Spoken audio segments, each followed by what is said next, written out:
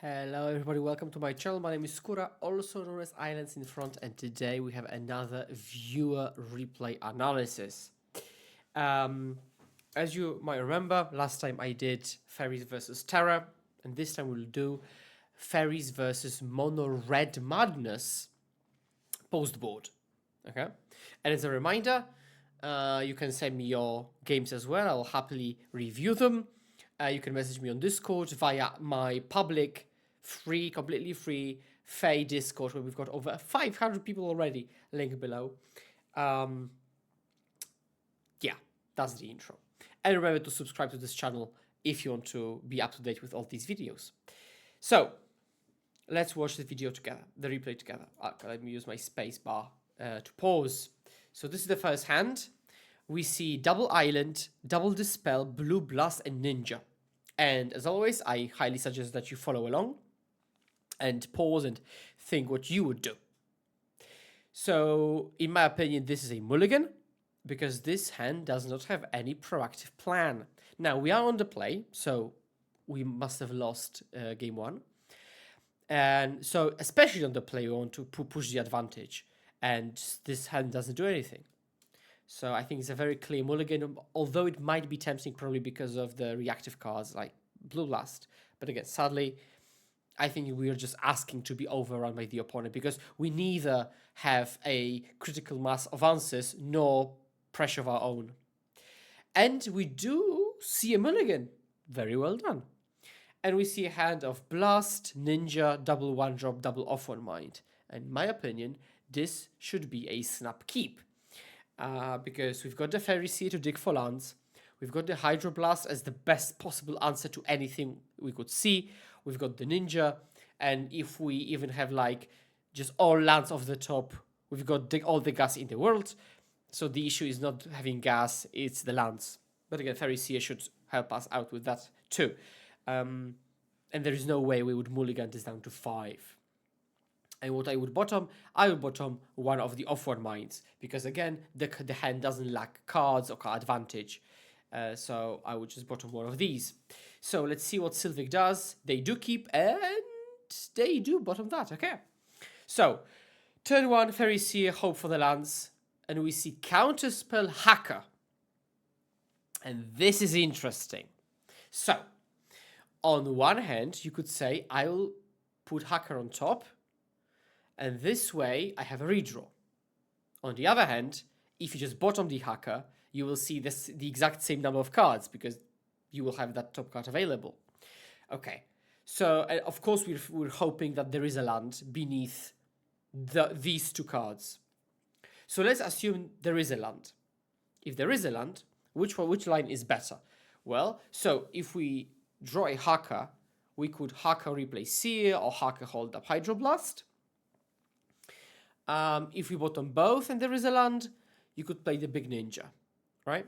If there isn't a land, again, we cannot know. If there isn't a land there, then if we play Hacker, we go and we draw that card that is not a land.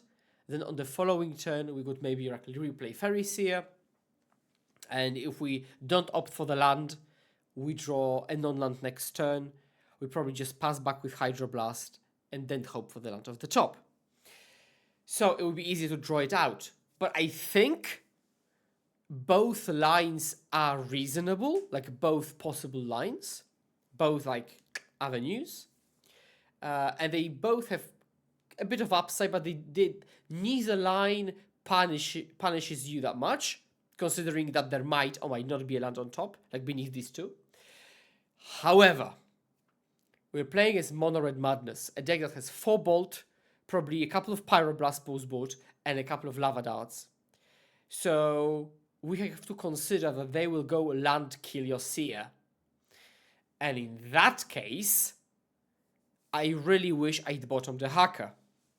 So considering that these lines are kind of similar reward to punishment, and then we take into account the fact that the Fairy Seer might not live, then I think bottom both wins. And that's what I would do. I think it's a very interesting situation right off the bat. And you have to very quickly calculate, kind of think through this scenario. But again, how would I do it fast? Okay, we need lands. That's clear, right? But there might or might not be lands. So because if we go bottom looking for lands, sure. But you have to think, okay, I put Hacker on top. Does it get me deeper into the deck? And am I punished in some way or not? So we see here, let's see, because I don't know. We see Counterspell bottom and Hacker on top. So that's the line that has the lowest floor, because if they kill Fairy Seer, it kind of cooked. But it has a pretty high ceiling because it allows you to go, for example, Hacker, replay Fairy Seer. And thankfully for our hero, we do not see any removal, so we can safely draw Hacker. We go to combat, attack in. Now, you will Hacker because you put it on top. And if you don't draw a land, you just pass back. If the Hacker gets removed, or they go grab the prize snacker, you're pretty hard punished. And you can't hold, and if you had bottomed the Hacker, you may have drawn the land and gone Miscreant, hold up Hydroblast, or not drawn a land and still held up Hydroblast. The way this is playing out, you have to play Hacker, basically. So, in other words, when you're making this cry on the previous turn, you're basically saying, I'm okay risking not having Hydroblast up for turn 2. And you have to keep that in mind ahead. Oh god, it's been 6-7 minutes and and we haven't even started. Oh my god. Okay. So, trigger. We draw the land. Perfect. And our hero. So, in this position, personally, I would probably hold up Hydroblast, because I don't think this hand has a good plan against grab the prize, discard snacker. Because if we had like a Bright Barrow, it would be a bit of a different story. And we see that Sylvic is considering their options, and okay, we go for Fairy Seer, double Ninja, I hope is double bottom. It is, and we pass back. Okay. So right now, let's see what the opponent does. They didn't have removal. You can also think, what hand could they possibly have kept against fairies on the draw that doesn't have Lava Dart, Lightning Bolt, or Pyroblast? Because I think we can safely assume they would have killed the 1-drop. Which also makes me want to hold up Hydroblast, because if they don't have removal, what justifies that 7-card keep? Probably grab the prize Snacker, which happens, and sadly we don't have Hydroblast up. Cheers. It is by no means end of the game, but it puts us in an uncomfortable position. We draw spells as a Sprite, which is not a land, so I would probably now main phase off one mind and see what I draw. If I don't draw a land, I would pass back with Hydroblast up and just attack for 1 with Fairy Seer. If I do draw a land, I would probably play Fairy Seer and hold up Hydroblast, just to advance on my board and have Hydroblast up. Because spells such as holding up spells such as Sprite really walks into a potential Electricity or End the Festivities and Pyroblast. So we do see the attack. Also, if you play off one mind pre-combat and you draw like land Hacker, you can go Hacker in combat, hold up Hydroblast. And while it's unlikely, if you have a play that's kind of irrelevant when you do it, and you see a line that makes it relevant when you do it, the answer is clear. So because of the existence of the line that you draw land Hacker, I will off one mind in the first main phase. I can see Sylvic is considering ninjaing, and he does, but I saw the hesitation. And the hesitation is bad because it means you meaning you, Sylvic, didn't know if you wanted to ninja when you were declaring the attacks. You have to have the plan ahead, right?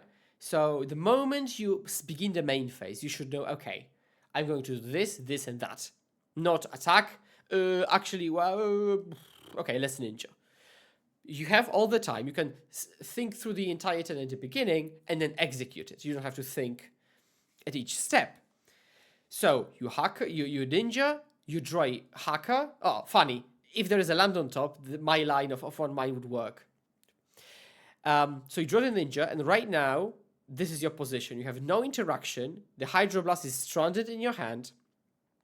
And the thing is, yes, you connected with the ninja, but what good does it give you if both ninjas are perfectly blocked by the entire board of the opponents, right?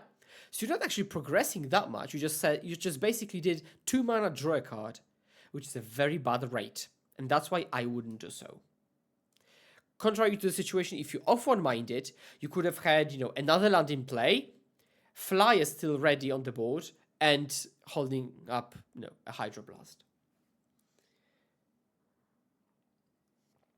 I think I talked about it last time. If your ninja will connect once because of the opponent's board position, you should pick your spot carefully when you attack with it, because it's not going to actually create continuous advantage because of the opponent's board position. So we see Cursing Flame Breather, which we can't do anything about. We do have Hydroblast in hand, thankfully, and then we have to hope the opponent doesn't have Pyroblast. They probably did not have it on turn 1, but they have had like 3 or 4, maybe even 5 draws in that time span between draw steps and grab the prize. So I wouldn't rule out Pyroblast at all. We do draw this spell though. Now, we brick on the land again, and the only way to actually make these land drops is to go Fairy Seer off one mine now, which taps us out. Of course, hopefully we draw a land and hold up Hydroblast, but that's also why I would have preferred to off one mine the previous turn. Now it's kind of awkward, because we have to Hydroblast the Flame Breather, where in my line we would have Hydroblasted it on the previous turn, on the previous turn on the stack. So now we could do stuff. But okay, let's see what happens. So this game would have been completely different, but that also shows you how many different lines you could take and end up in completely different situations. Like, it's not your usual aggro deck, like 1-drop, 2-drop bash. Like, we're actually looking at a completely different texture. And we do see Fairy Seer with a land on top, which you top, and off one mine should go to the bottom because we have enough cards, and it does go to bottom. Very good. Off one mine to draw that land. That's almost a Pyroblast check. And we don't see a Pyroblast, so I think we can safely assume there isn't one. Now, we do have a land, and I don't think we have any other option except for killing the Flame Breather, and I'll tell you why. Not only is it annoying because it blocks your entire board on the ground, and it keeps pinging you, I would take the advantage of the situation that there is no, based on the inference of the game and of the play patterns, there is no Pyroblast. You have a very limited number of removal spells, so you want to cash it in when they're live. Passing back is, I guess, okay, but the issue is that you're giving the opponent the chance to draw into a Pyroblast. And we do see pass of the turn. Opponent has 5 cards in hand, and now the opponent could just sit back and enjoy. They could just start killing your creatures, but they don't. So I'm genuinely curious what they have in hand, because they don't have Pyroblast, they don't have burn spells. What could they have? No more creatures, because they would play creatures. So I'm actually confused on what they could have. So let's see what we do. Will there be Hydroblast end step? I think I would Hydroblast end step, because, like, I'm not sure what holding up the Hydroblast is for here. Unless Sylvic is playing around, like, I don't know. Surely not Breath Weapon. I would be surprised to see Breath Weapon on the opponent's side. Maybe like End of Festivities. Although at least Ninja of the Deep Hours would survive, so maybe that's it. So I would assume so. Okay, we draw another blast, which is very good. We've got 4 lands in play, but we don't have really good attacks. So I would probably blast the Flame Breather here, play Fairy Miscreant, and hold up another blast and dispel, and just kind of see where the game leads me. And then if we go wide, then we can start attacking and ninjaing. I'm not sure what Fairy Miscreant does here.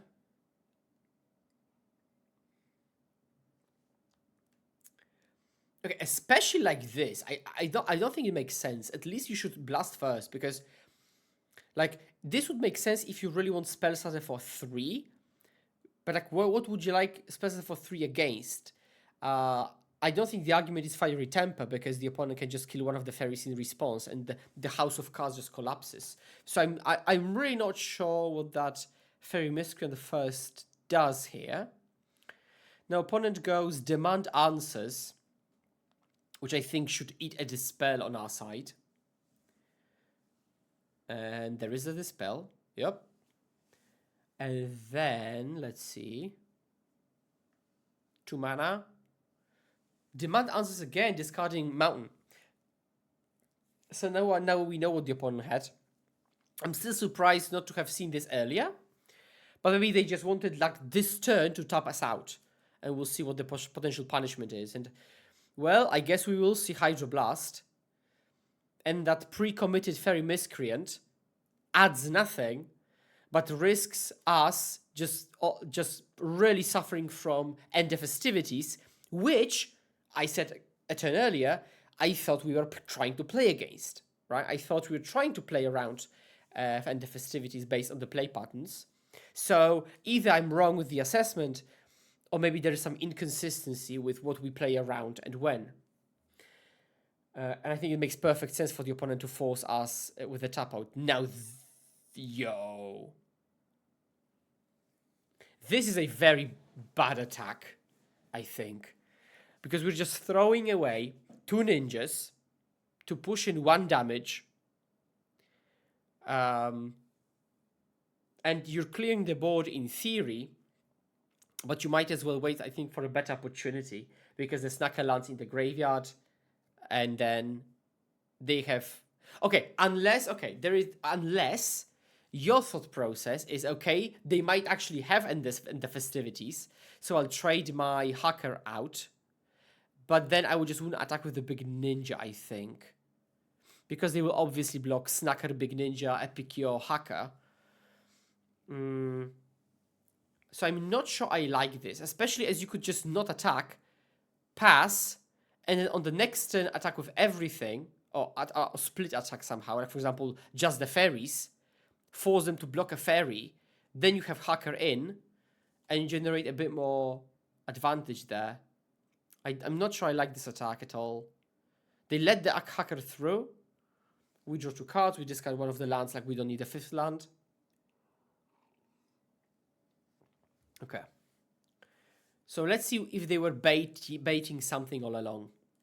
And this, see your board? This is a board that just shakes hands after End of Festivities, which, I will reiterate, thought we were trying to play around with not Hydroblasting end step on that 1 turn previously.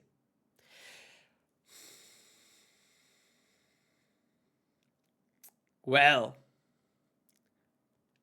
I'm not going to say I told you so, because I'm in the future from the position of this game.